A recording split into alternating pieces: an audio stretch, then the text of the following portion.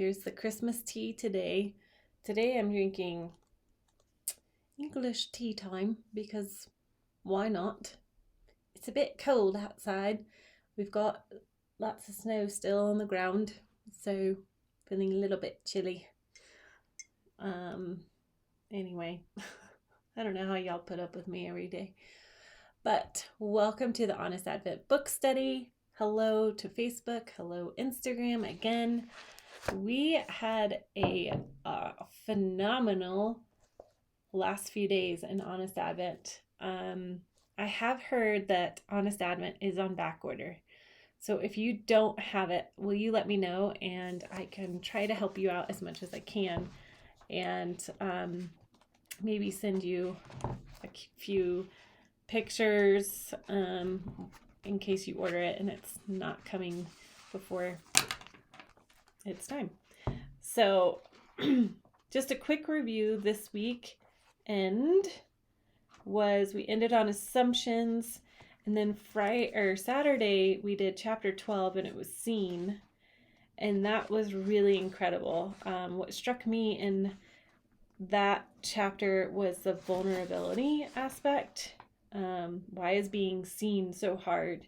It's hard because when you decide to live into your true self, your strengths and your weaknesses, your light and shadow, your your superpowers and your kryptonites, you are revealing yourself to the world, and you can now be touched, loved, rejected, embraced, ignored, and all of the other complicated interactions that come with human relationships. This is the exciting and terrifying proposal in an everyday life, so that some of us are questioning whether revealing yourself is worth it.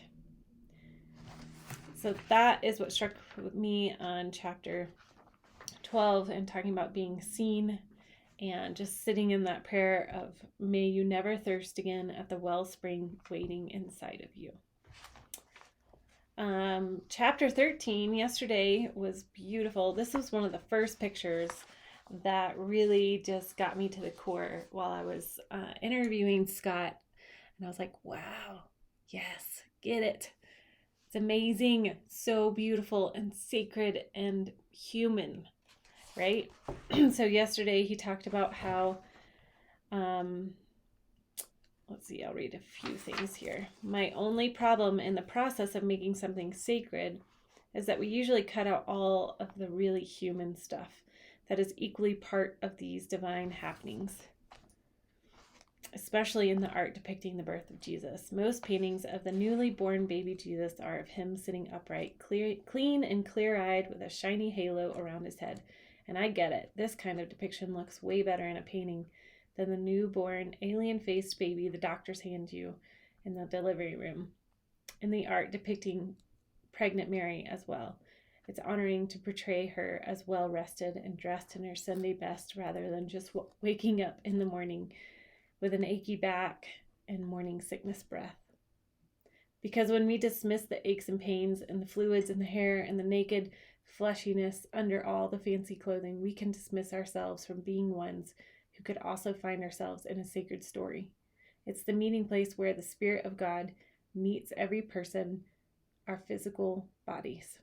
If the incarnation insists on anything, it insists that our physical bodies matter to God. And then the prayer yesterday was beautiful too. May the embrace of your physical body be remembered as one of your most sacred acts. All right, so moving on to today, we hit on Wonderful Counselor. Today is special because I have so many wonderful counselors, like therapists in my life. Not only have I seen many counselors, but a lot of my close friends are counselors. My own mama is a counselor. And so today's really hit home because the verse is Hebrews 2:16 through 18. And it just talks about how he just parallels a therapist and how a good therapist sees, knows, and can understand and bring hope into the situation and be very real, and allow a client to see all of what the therapist is seeing. And so with Hebrews 2:16 through 18, it says, it's obvious, of course, that he didn't go to all this trouble for angels. It was for people like us, children of Abraham. That's why he had to enter into every detail of human life. Then when he came before God as high priest to get rid of the people's sins, he would have already experienced it all himself, all the pain, all the testing, and would be able to help where help was needed. And then it just starts off. I want to read quite a bit today because it gives such good context in how we can relate to Jesus. So to us, as a child is born, to us a son is given, and he will be called Wonderful Counselor. In 1965, a series of monumental films in the world of psychotherapy was released, titled 3 Approaches to Psychotherapy, 1, 2, and 3, later dubbed the Gloria films. Directed and produced by noted psychologist and psychotherapist Everett L. Sjostrom, the films consist of 3 therapeutic sessions with 3 different therapists meeting with one woman known as Gloria. The films were made to lift the shroud of secrecy that had permeated professional psychotherapy. Textbooks gave loads of information on theories and such, but there was a scarcity of literature on what therapists actually said to clients during sessions. These films let the viewer in on real sessions between a therapist and a client, and they've been a source of education and discussion since their release.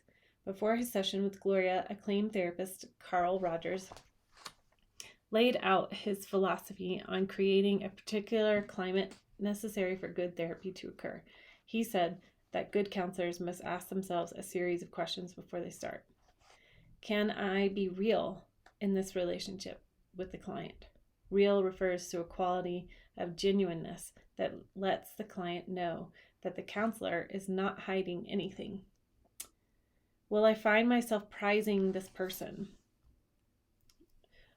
I love the word here, prizing, because the invitation is for the counselor to cherish the person as they truly are. Will I be able to understand the inner world of this individual? Can the counselor move around the client's world and see life through their eyes? The goal of the counselor is to know the client's world of feelings and what it's like to be them. And so these questions remind me of the musings in the book of Hebrews, where the author uses a metaphor of a high priest in his interpretation of Jesus' life. A high priest was one who was selected every year to offer the atoning sacrifices for the entire nation of Israel. He had to take on the mantle of awareness of wrongdoing and be the confessor in hopes of restoration between the people and Yahweh, a heavy burden to bear for sure. What's interesting in these connections that the author makes between the high priest and Jesus is the qualities of such a go-between. The author states that the high priest can deal gently with the ignorant and misguided, since he himself also is beset with weakness. He says Jesus was tempted like we are, so he is able to come to the aid of those who are tempted. The author adds that we do not have a high priest who is unable to empathize with our weaknesses. And thank God we don't, because how could we ever experience deep therapy with the one who could not understand what it's like to move around in a world and see it through our eyes? It sounds like a goal of a good therapist. And the goal of a successful high priest are the same, to prize the ones who are being healed. Yes. Roger said, if these attitudes are present in the counselor, quite a number of things will happen in the session. Now this I want to focus on and just picturing Jesus in this scenario as the wonderful counselor. Number 1, the client will be free to explore their attitudes and feelings more deeply. Do you feel that with Jesus?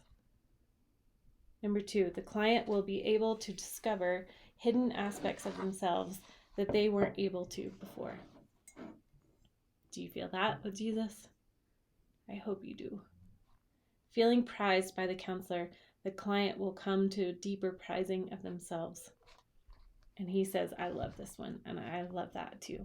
And that hits so much on, if you haven't heard me talk about it, but I have a course coming up in January about diving into your kingdom identity, your kingdom purpose, and your kingdom goals.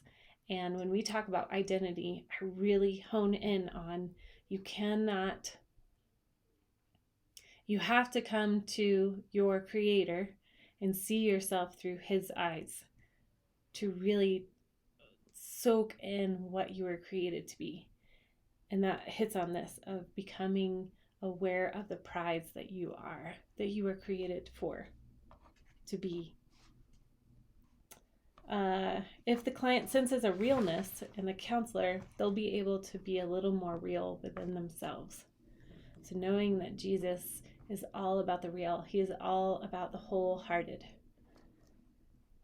Feeling that some of their meanings are understood, the client will be more readily available to listen to themselves and their experiences and find some of the meanings they hadn't been able to catch before. Number 6, from being disapproving of themselves, the client will move to a greater acceptance of themselves. So good. All so good.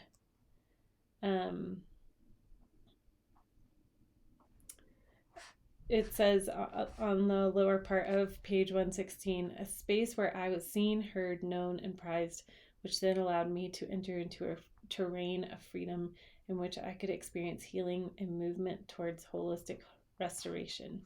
He was talking about in certain therapy sessions when he was able to experience that he was able to move into freedom, and how that's so much like Jesus.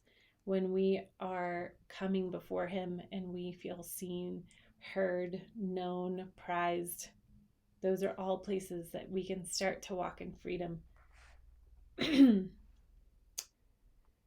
Okay, last little bit here. He became human so we would know He had nothing to hide. He lived in a complicated world so He could relate to the complexity of being in our world. His name is God with us, so we would know we are prized, and in that feeling of being prized would come to a deeper prizing of ourselves. And the prayer is, may grace for human weakness allow you to become who you were born to be. Don't we all need that safe space to be exactly who we are and to see ourselves through His eyes and being able to walk that out? All right, I think that's it for today, unless anybody else has any questions. I know my mom actually gave me a few comments to share on the live, but I realized that I have to use my phone, and so I don't have her comments, but I think what she was saying is that Carl Rogers, that method is one of those methods that, like, if nothing else works, then to fall back on that system, because it's so helpful to any client to be seen, to be known, to be heard, to be prized, and to see how the therapist see themselves through them. So make sure you say hello in the comments and let me know that you're there. And I hope you guys have a wonderful Monday. Let me know if there's anything I could pray for this week. And there's a couple of things that I've put out on social media lately. There's a free guide on how to deepen your quiet time. And I am also going to be doing a live webinar December 28th at 9:30 in the morning, Mountain Standard Time, on just a little bit more in depth and real live coaching for Permission to Dream, which is kind of a kickoff to my January course. So I'm really excited. I am wrapping up all of the material and recording all the videos, and I cannot wait to put it out there for you guys to step into your kingdom purpose, your kingdom identity, and just make realistic goals that align with all of that. So I love you guys. I'll talk to you soon. Bye.